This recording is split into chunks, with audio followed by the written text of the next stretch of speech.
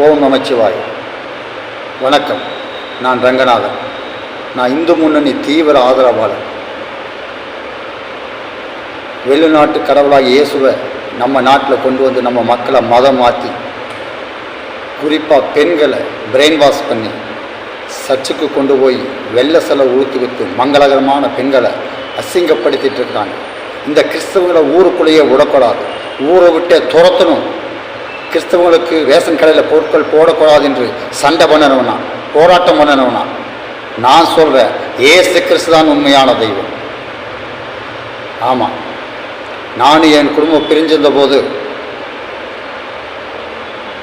நான் யாரை வெறுத்தோனோ அதே கிறிஸ்தவர்கள் என்ன தேடி வந்தாங்க. என் வீட்டை வந்து எனக்காக, என் குடும்பத்துக்காக கண்ணீர் சிந்தி கதறி கடவுளோட பிரார்த்தனை பண்ணாங்க. பிரார்த்தனை செஞ்சபோது நான் இழந்த போன குடும்பம் என்னை தேடி வந்தது. நான் இழந்த சமாதானம், சந்தோஷம், நிம்மதி எல்லாவற்றையும் இயேசு கிறிஸ்து எனக்கு தந்தார். நான் போதை பழக்கத்துக்கு அடிமையாக இருந்தேன்.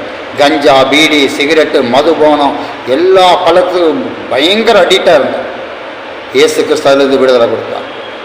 அந்த இயேசு கிறிஸ்து உங்களை நேசிக்கிறார், உங்கள் மேலே அன்பாக இருக்கிறார், அன்பே சிவமாக இருக்கிறார்.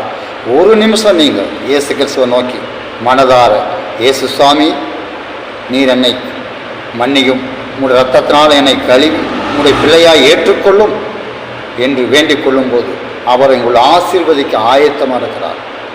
கர்த்தராகிய இயேசு கிறிஸ்து உங்களையும் குடும்பத்தையும் ஆசீர்வதிப்பாராக. ஆமேன்.